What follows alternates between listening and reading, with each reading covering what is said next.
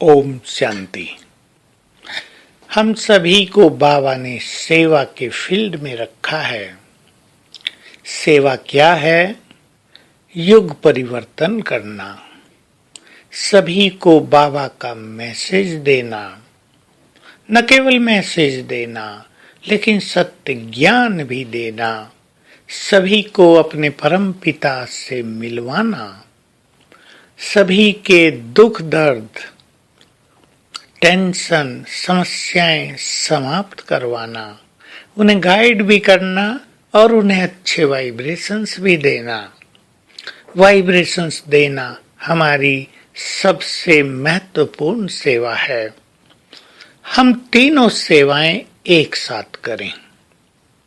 वाचा के द्वारा हम ज्ञान देते हैं, वो सेवा हमारी चलती है।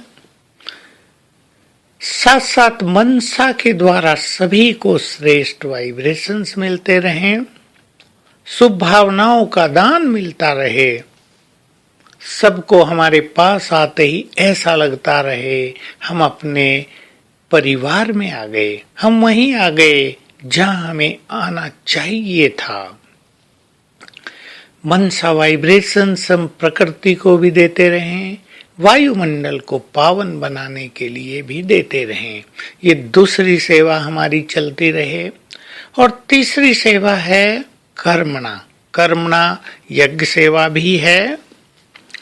कर्मणा यज्ञ में हम किसी भी तरह का कार्य करते हैं या अपने घर को ही यज्ञ मानकर काम करते हैं तो वो यज्ञ सेवा हो जाती है। लेकिन जब हम कर्म क्षेत्र पर रहते हैं तो हमारी धारणाएं, हमारा गुण स्वरूप जीवन, हमारी प्योरिटी, हमारी श्रेष्ठ दृष्टि दूसरों को बहुत कुछ सिखाए, उनकी सेवा करे। काम तो सभी संसार में करते हैं, लेकिन जब वो हमें कार्य करते देखें तो ये महसूस करें ये कितने हल्के हैं, ये तो ऐसे काम करते हैं जैसे कि मानो कुछ करते ही ना हो।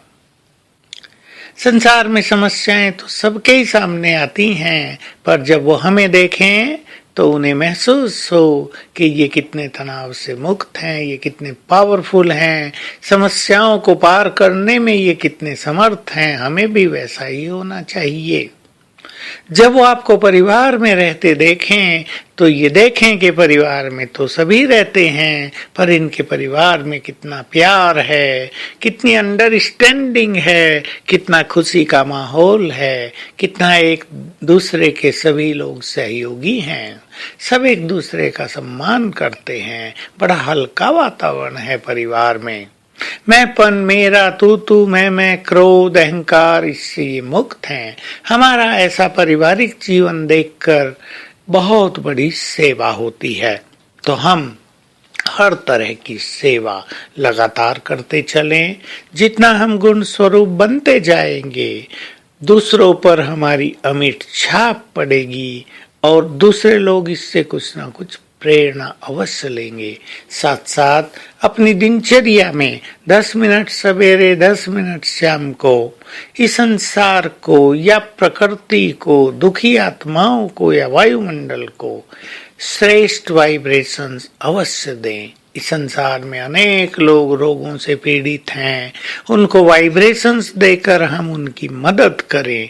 भले ही रोगों के जिम्मेदार वो स्वयं रहे हों, उन्होंने कोई विकर्म किए हों या वर्तमान में गलती की हो, लेकिन हमारा कर्तव्य है अब उन्हें मदद करना। तो ये सभी सेवाएं हमारी चलती रहें।